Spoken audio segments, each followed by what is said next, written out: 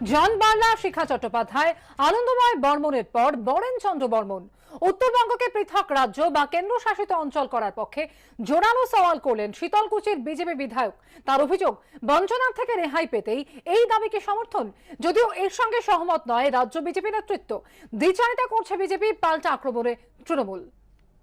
আপনাদের যে সাংসদ রয়েছেন তিনি উত্তরবঙ্গকে আলাদা রাজ্য এবং কেন্দ্রশাসিত অঞ্চল একটা দাবি তুলেছেন, এই বিষয়ে আপনার কতটা মত বা সহমত? যদি উনি সাধারণ মানুষের মতামতকে সমর্থন জানিয়েছেন। এই বিষয়ে আপনার কি মত? সাধারণ মানুষের মনের যে অনুরণ সেটাই তিনি প্রকাশ করেছেন। আমরা সাধারণ মানুষের দাবিকে সমর্থন করি।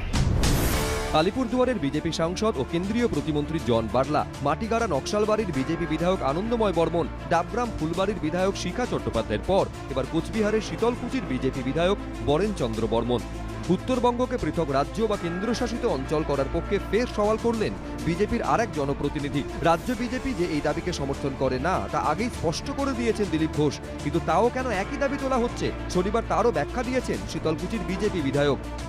গোটা উত্তরবঙ্গের মানুষের আজকে মনের দাবি, উত্তরবঙ্গের মানুষের আবেগ। স্বাধীনতা লাভের পর থেকে পশ্চিমবঙ্গের উত্তরবঙ্গ কতটা বঞ্চিত আছে। কোনো উন্নয়ন নেই, কোনো বড় শিক্ষা প্রতিষ্ঠান নেই, উচ্চ শিক্ষা প্রতিষ্ঠান নেই, কোনো হসপিটাল নেই। উত্তরবঙ্গের মানুষের হাত থেকে পরিত্রাণ চায়, মুক্তি চায়, উন্নয়ন চায়। সাধারণ মানুষের দাবি আজকে তাদের মনের দাবি। স্টেটের যে আমাদের প্রেসিডেন্ট অলরেডি এর আগেও বলে দিয়েছে যে আমরা আলাদা রাজ্যের কোনো চিন্তা ভাবনা আমাদের নেই। যদি কেউ এই ধরনের কথা বলে থাকে সেটা তার ব্যক্তিগত মতামত। উত্তরবঙ্গকে পৃথক রাজ্য করা নিয়ে গেরুয়া শিবিরে বারবার ভিন্নমত সামনে চলে আসায় এ নিয়ে তাদের অবস্থান স্পষ্ট করার দাবি জানিয়েছে তৃণমূল। নতুন করে অশান্তির বাতাবরণ তৈরি করার সৃষ্টি করার ক্ষেত্রে বিজেপি এই যে দ্বিচারিতা গ্রহণ করছে, কখনো বলছে আমরা বাংলা ভাগ চাই না, তাদের শীর্ষ নেতৃত্ব বলছে, আবার নিচুতলার যারা তারা বলছে বাংলা ভাগ চাই। তো যারা বলছে বাংলা ভাগ চাই না তাদের বিরুদ্ধে দলীয় ব্যবস্থা গ্রহণ করুন, নাহলে আপনাদের অবস্থান স্পষ্ট করুন। আপনাদের দ্বিচারিতা বাংলার রাজনৈতিক অস্থিরতা তৈরি করছে। রাজ্য বিধানসভা নির্বাচনের ফল প্রকাশের পরপরই উত্তরবঙ্গকে পৃথক রাজ্য বা কেন্দ্রশাসিত অঞ্চলে পরিণত করার দাবিতে সরব হন আলিপুরদুয়ারের বিজেপি সাংসদ জন বার্লা, যিনি এখন কেন্দ্রীয় প্রতিমন্ত্রী। আমিও চাচ্ছি যে আলাদা রাজ্য হইলেও ভালো, ইউটিউ হইলে ভালো। এরপর বার্লার দাবির পক্ষে মুখ খোলেন উত্তরবঙ্গের মাটিগাড়া নকশালবাড়ির বিজেপি বিধায়ক আনন্দময় বর্মন ও ডাবগ্রাম ফুলবাড়ির বিধায়ক শিখা চট্টোপাধ্যায়। এবার শীতলকুচির বিজেপি বিধায়কের দাবি ঘিরে বিতর্ক ফের মাথাচাড়া দিয়েছে। বিজেপিকে স্পষ্ট করতে হবে যে আমরা বঙ্গভঙ্গের বিরুদ্ধে বাংলার মানুষ সারা জীবন লড়াই করেছি। আবার বিজেপি পেছন দিক দিয়ে বঙ্গভঙ্গ উস্কাচ্ছে। ডিভাইড অ্যান্ড রুল ব্রিটিশরা করেছিল, ভারতবর্ষে এটা হয় না। এই দাবি উঠছে কেন এটা মমতা ব্যানার্জিকে জিজ্ঞেস করুন। যদি কোনো রাজ্যকে বিভাজন করার বা আলাদা হওয়ার কথা কেউ বলে তাহলে প্রথম দায়ী হচ্ছে এখানকার প্রশাসক। তাদের বিমাতৃসুলভ ব্যবহার, তাদের এই যে বিরোধী পার্টির প্রতি অত্যাচার এবং উন্নাসিকতা উত্তরবঙ্গের প্রতি, তাই উত্তরবাংলার মানুষ এবং তার প্রতিনিধিরা এসব কথা বলছেন। ভারতীয় জনতা পার্টি এর সঙ্গে একমত নয়। পৃথক গোর্খাল্যান্ড থেকে কামতাপুর বিচ্ছিন্নতাবাদী আন্দোলনে বারবার উত্তপ্ত হয়েছে উত্তরবঙ্গ। এবার শীতলকুচির বিজেপি বিধায়কের দাবি ঘিরে ফের তপ্ত হচ্ছে উত্তরের রাজনীতি। শুভেন্দু ভট্টাচার্য, উজ্জ্বল মুখোপাধ্যায়, এবিপি আনন্দ। হারোয়ায় গুলিকাণ্ডে গ্রেফতার হলেন মূল অভিযুক্ত তৃণমূলের অঞ্চল সভাপতি। নদিয়ার নবদ্বীপ থেকে যজ্ঞেশ্বর প্রামাণিক ও তার এক সঙ্গীকে জালে তোলে হারোয়া থানার পুলিশ। গুলিকাণ্ডে গ্রেফতারি ঘিরে শুরু হয়েছে তৃণমূল বিজেপি চর্চা। হারোয়ার জোড়া খুনে অবশেষে গ্রেপ্তার মূল অভিযুক্ত। তৃণমূল কর্মী এবং একজন তৃণমূল সমর্থক খুনে পুলিশের জালে দলেরই অঞ্চল সভাপতি। 21শে জুলাই তৃণমূল নেত্রীর বার্তা শুনে বেরোনোর পরই উত্তর 24 পরগনা হারোয়ার ট্যাংরাবাড়িতে গুলিতে ঝাঁঝরা হয়ে যান এক তৃণমূল কর্মী এবং তৃণমূল সমর্থক এক বৃদ্ধা।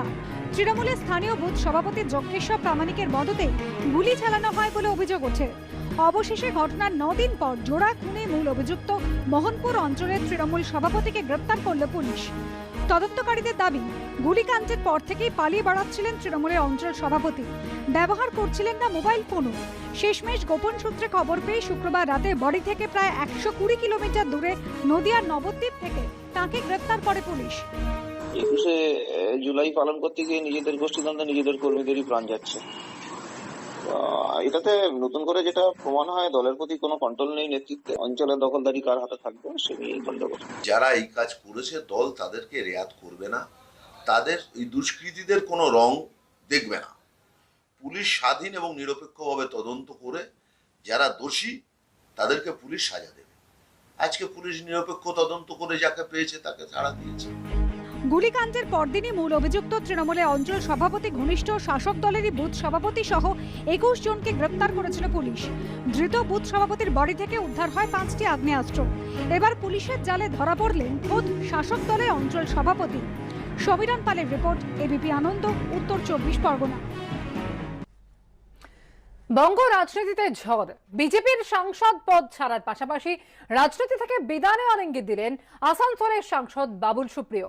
ফেসবুক পোস্টে তার ঘোষণা, অবশ্যই তিনি সাংসদ পদ থেকে ইস্তফা দিচ্ছেন। কেন্দ্রীয় মন্ত্রিত্ব থেকে বাদ পড়ার পরেই বাবুলের সঙ্গে দলের একাংশের মতবিরোধ প্রকাশ্যে আসে। তার জেরে কি পাকাপাকি বিচ্ছেদ? জল্পনা তুঙ্গে। চললাম, আলবিদা। ছাড়ছি বিজেপির সাংসদ পদ। আসানসোলের বিজেপি সাংসদ ও প্রাক্তন কেন্দ্রীয় মন্ত্রী বাবুল সুপ্রিয়র ফেসবুকের এই পোস্ট ঘিরে রাজনীতির অলিন্দে জল্পনার স্রোত। প্রশ্ন উঠছে, তবে কি পাকাপাকিভাবে রাজনীতিকে বিদায় জানাচ্ছেন বাবুল সুপ্রিয়? ফেসবুকে বাবুলের ব্যাখ্যা, সমাজসেবা করতে গেলে রাজনীতিতে না থেকেও করা যায়, নিজেকে একটু গুছিয়ে নিই তারপর। আসানসোলের দুবারের সাংসদ, 2014 থেকে প্রায় 7 বছর মোদী ক্যাবিনেটের সদস্য। मुझे पार्लियामेंट में बाबुल चाहिए। যদিও কেন্দ্রীয় মন্ত্রিসভায় সাম্প্রতিক রদবদলে বাদ পড়েন বাবুল। কেন্দ্রীয় মন্ত্রীর পদ যাওয়ার পর থেকে বাবুল সুপ্রিয়র একাধিক ফেসবুক পোস্ট ঘিরে জল্পনা দানা বেঁধেছিল। এরপরই দলের সঙ্গে বাবুলের দূরত্ব বাড়ছে বলে গুঞ্জন শুরু হয় রাজনৈতিক মহলে।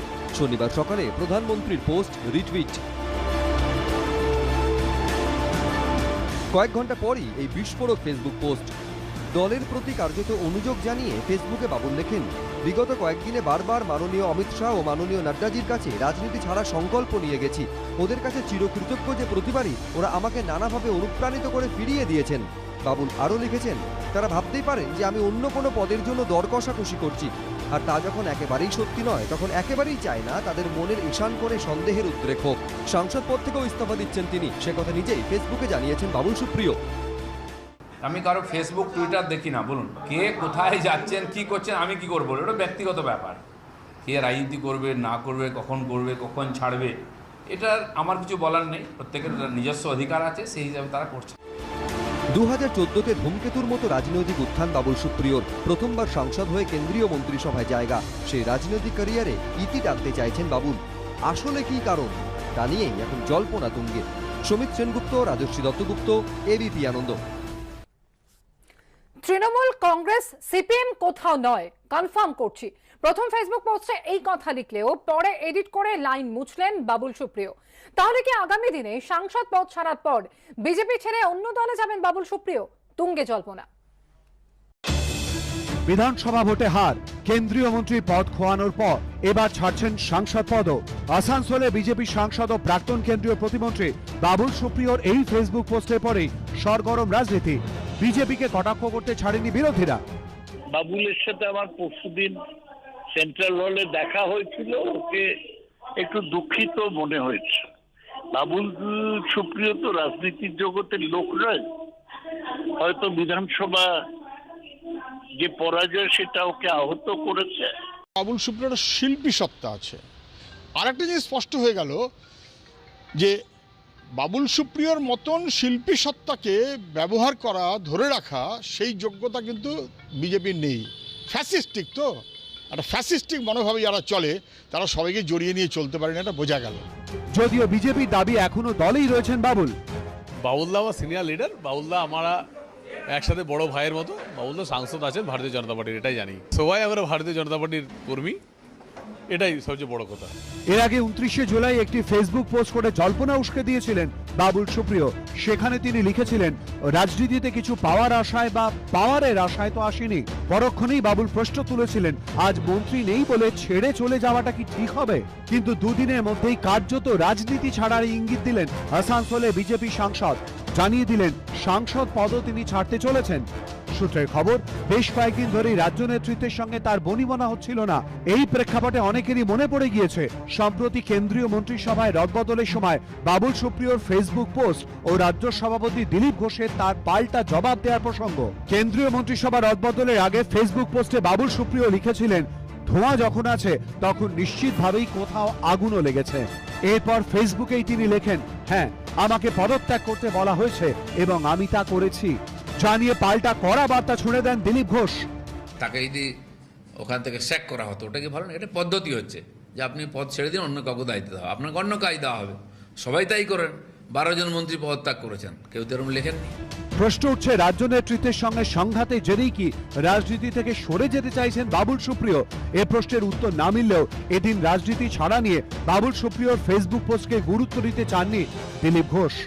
তো উনি আছেন, উনি এখন লোকসভায়ও আছেন, আমাদের সহকর্মীও আছেন, এমপিও আছেন।